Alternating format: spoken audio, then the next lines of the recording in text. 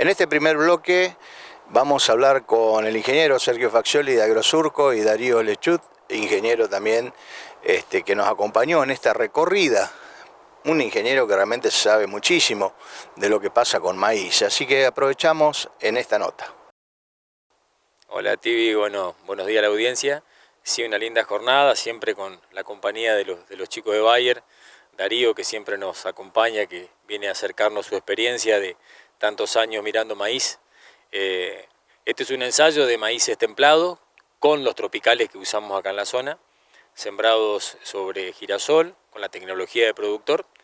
Y bueno, un año que se comportó con cogollero, con chicharritas, con todas las cosas que tenemos en toda la región, no podemos evadir eso, pero los resultados están a la vista, muy buenos, y bueno, la gente pudo sacarse dudas y charlar mucho con el profesional que sabe, ¿no?, del tema.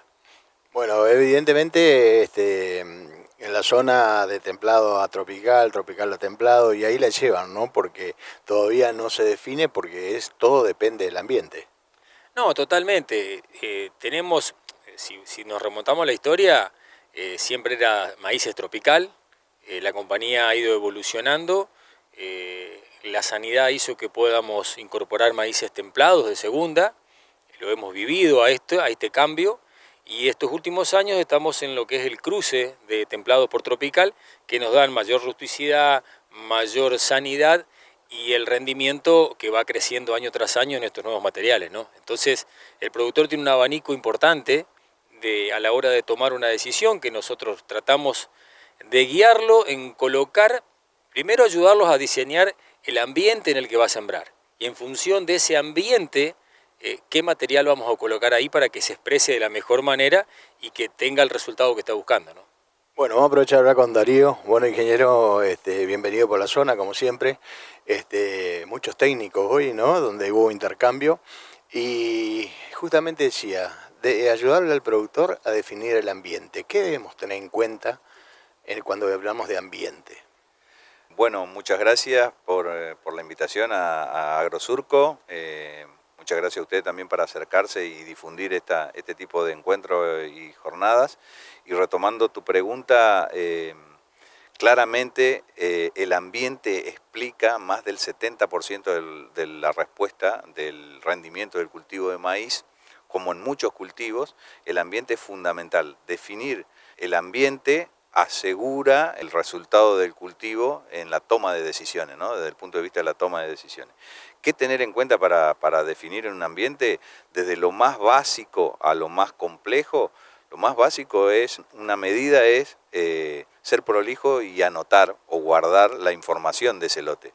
Es decir, mirar para atrás y los últimos 5, 6 cultivos de maíz que tuve en ese lote, hacer un promedio y me va a decir, con esos 5, 6, 10 campañas, lo que tenga de historia de maíz en ese lote, puede definirle ya en promedio que pasó varias situaciones climáticas, entonces en promedio de cuántos kilos de maíz es ese lote o cuánto puedo esperar en promedio en rendimiento. Entonces eso ya me define. Estamos acá en un lote muy típico de la zona de Reconquista y alrededores, que es un cultivo que deja en el mes de diciembre, principios de enero, el lote, y que es sembrado con el cultivo de maíz. Eso también ya nos va definiendo, además de la historia que tenga el lote desde el punto de vista de rendimiento de maíz, ya nos dice que un ambiente que no tiene la disponibilidad ni de agua ni de nutrientes que puede tener otro lote que tenga un periodo de barbecho mucho más largo, ¿no? Un cultivo casi inmediatamente después del otro ya te está poniendo limitaciones a ese ambiente desde el punto de vista de agua y fertilidad, ¿no?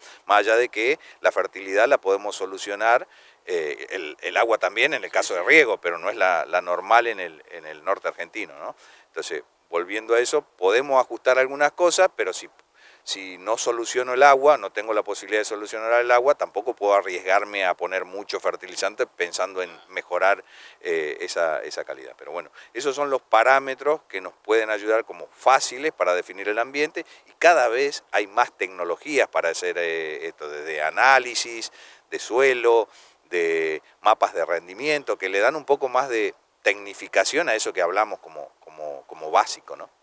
Elegimos el ambiente, sabemos nuestro ambiente, más que elegirlo, sabemos cómo es nuestro ambiente, viene la hora del híbrido. Estábamos hablando recién justamente con el ingeniero Faccioli de que el templado es como que es lo que está sugiriéndose para nuestra zona, ¿no? Bueno, la zona de Reconquista tiene como dos grandes fechas de siembra, ¿no?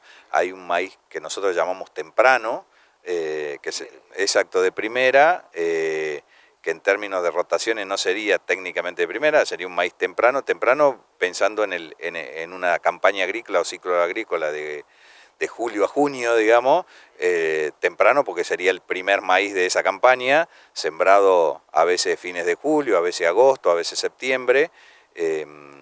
Esos maíces, en general ahí el germoplasma templado no asume ningún tipo de riesgo, ahí sería una posición para ese tipo de germoplasma.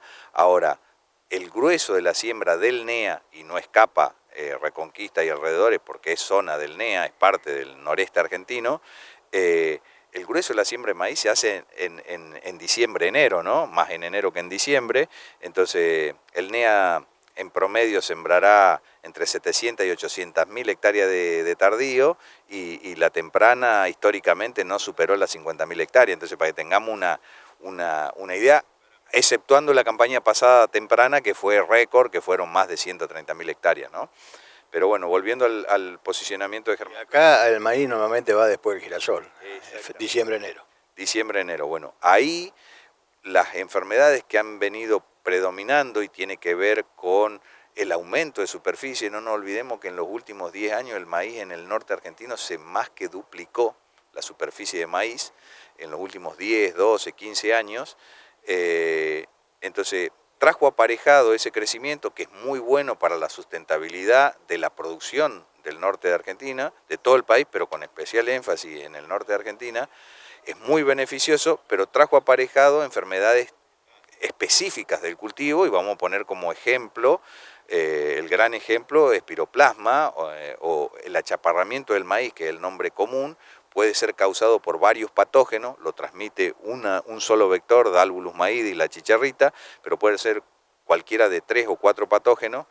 El más común es Spiroplasma kunkeli, pero esa enfermedad que empezó a aparecer con más frecuencia en los últimos años, ya empieza a poner otras limitaciones en la elección de híbrido. El germoplasma templado asume más riesgo, más allá de que hay cierta tolerancia en los híbridos de Decal en esa cuestión. Los híbridos subtropicales, o que tienen sangre tropical y templada en su constitución, tienen una mayor tolerancia. Entonces parte del ejercicio de hoy fue recordar qué es la enfermedad, recordar por qué estamos en la situación que estamos.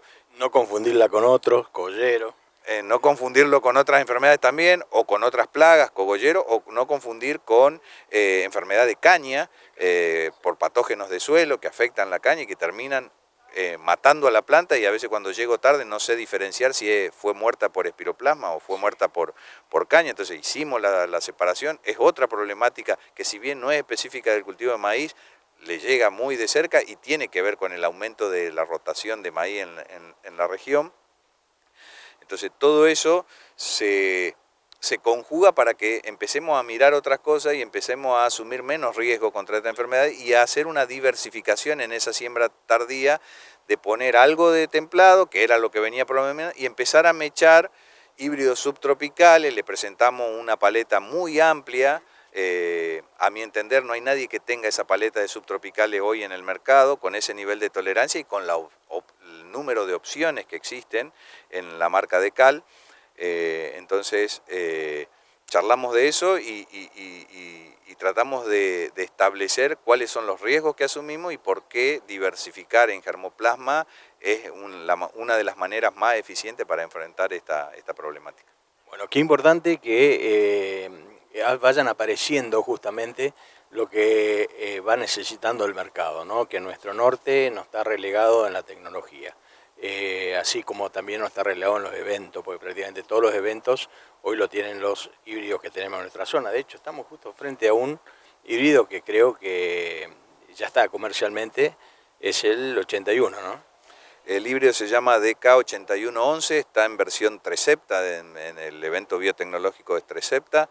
Este es un híbrido que yo, como le comentaba a los productores y lo vengo diciendo en varias reuniones como esta, el híbrido que a mi entender, y para la compañía también, conjuga rendimiento, estabilidad y tolerancia a enfermedades, y en especial a espiroplasma o al achaparramiento del maíz, que lo pone en el mejor lugar en la conjugación de esas tres características. Porque uno que busca mayor rendimiento. Ahora, para obtener ese mayor rendimiento tiene que ser estable, porque tiene que demostrarlo a través de los años, y esa estabilidad no es solo soportar condiciones ambientales, sino también soportar las enfermedades predominantes, y espiroplasma se ha convertido en o el achaparramiento del maíz se ha convertido en una enfermedad predominante en las últimas campañas en el norte, y no hay híbrido que conjugue esas características mejor que DK8111 en el mercado.